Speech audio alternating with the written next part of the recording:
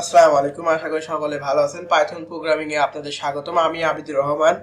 আজকে আমি আপনাদের দেখাবো কিভাবে পাইথন দিয়ে আপনারা একটি বেসিক ক্যালকুলেটর তৈরি করবেন।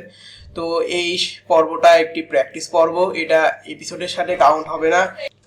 গত কয়েকটি এপিসোডে আমি আপনাদের যা যা দেখিয়েছি সেই বিষয়ের উপরে আমি এরকম ভাবে প্র্যাকটিস পর্ব তৈরি করব। এভাবেই কয়েকটি এপিসোডের উপরে প্র্যাকটিস পর্ব তৈরি হবে। তো আজকের এই প্র্যাকটিস পর্বে যা যা থাকছে: variable, input method, data type, numerical operation and type casting. চলুন শুরু করি।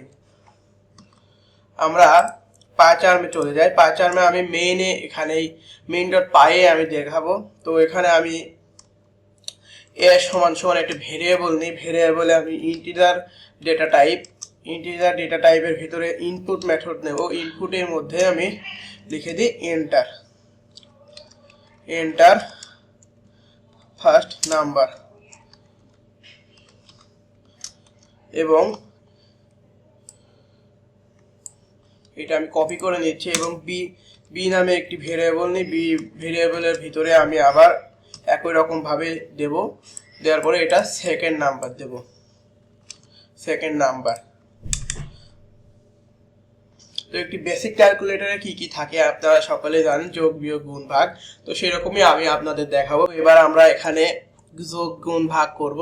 আমরা এবার এই দুটি সংখ্যাকে যোগ করার জন্য অ্যাডিশন নামে, অর্থাৎ অ্যাড সমান একটা ভেরিয়েবল নিই। অ্যাড ভেরিয়েবলের ভিতরে আমরা a প্লাস b দিয়ে দিলাম। এবার সাবট্রাক্ট করব, তাই মাইনাস দিলাম। মাইনাস সমান a মাইনাস b, এবং আমরা আবার গুণ করব। তো মাল্টিপ্লাই নামে একটি ভেরিয়েবল দিলাম, সেখানে a গুণ b, গুণ চিহ্ন কিন্তু আমি আপনাদের দেখিয়েছি স্টার চিহ্ন ব্যবহার করতে হয় কোডে। তো এবং আমরা ভাগ করব, ডিভাইড করার জন্য ডিভাইড ভেরিয়েবলের ভিতরে আমি a ভাগ b। তো এটা প্রিন্ট করব। প্রিন্ট করার জন্য আজকে একটি আপনাদের ফাংশন শেখাবো। ফাংশনটা দ্রুতই আমি দেখাচ্ছি। তো এবার প্রিন্ট করার জন্য আমি এখানে একরকম ভাবে প্রিন্ট করতে পারি, তো সেটা দেখাই দিই। প্রথমে আমরা এখানে অ্যাড ভেরিয়েবলটা প্রিন্ট করে দিতে পারি। এরকমই সেম আমরা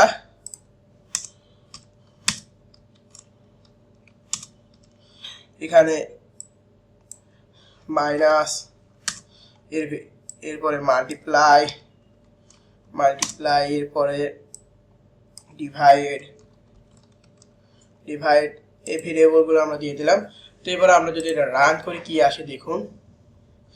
আচ্ছা, এবার আমরা ফার্স্ট নাম্বার দেব 10, সেকেন্ড নাম্বার দেব আমরা 5। আপনারা দেখতে পাচ্ছেন ফার্স্ট নাম্বার দিলাম 10, সেকেন্ড নাম্বার 5। তো এবার আমরা যদি এখানে ক্যালকুলেট করার পরে এর যোগফল হবে 15, বিয়োগফল হবে 5, 10 থেকে 5 বিয়োগ করলে 5 হয়, গুণফল হবে 50 এবং ভাগফল হবে 2।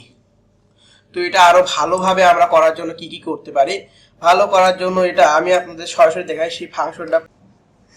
তো এটা চলুন আমি নতুন ভাবে আরেক প্রিন্ট করে দেখাই। প্রিন্ট দিয়ে আমি যে ফরম্যাট ফাংশনের কথাটা আমি বললাম সেটা এখন করব। প্রিন্ট দেওয়ার পরে এবার আমি লিখি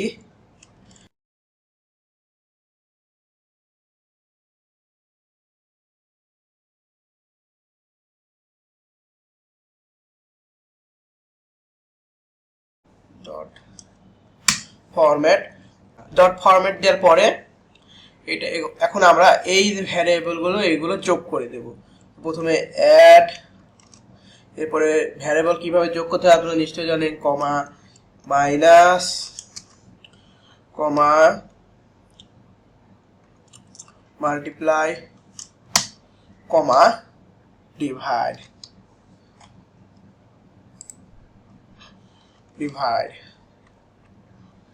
তো এবার যদি আমি এটা রান করি, ডিভাইড, ওকে, এবার যদি এটা রান করি কি আসে দেখুন। প্রথমে দেব 10, এরপরে দেব 5। তো addition is subtraction of 15, subtraction is 5, multiplication is 50, division is 2.0। তো এটা আরো সুন্দরভাবে দেখানোর জন্য ব্যাকস্ল্যাশ ক্যারেক্টার ব্যবহার করব, এন্ড এভাবে আবার এখানে new line n backslash n মানে নিউ লাইন n, এই তো।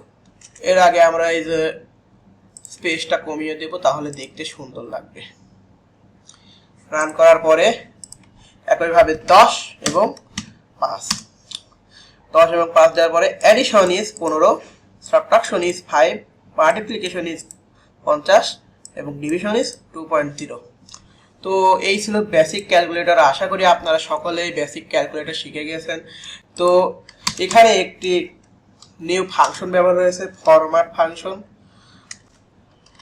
তো এটা আপনারা জেনে গেলেন কি ফরম্যাট ফাংশনটা কিভাবে ব্যবহার করতে হয় সেটা কি। তো এই ছিল আজকের ভিডিও। আশা করি আপনাদের ভিডিওটি ভালো লেগেছে। ভালো লাগলে একটা লাইক করবেন, শেয়ার করবেন এবং সাবস্ক্রাইব করে আমার সাথেই থাকবেন। পরবর্তী ভিডিওগুলোর নোটিফিকেশন যেন আপনার কাছে দ্রুত পৌঁছে যায়, এই জন্য আপনারা বেল আইকনে গিয়ে অলে প্রেস করে রাখুন। তো এই ছিল আজকের ভিডিও। ভালো থাকবেন, সুস্থ থাকবেন। আল্লাহ হাফেজ।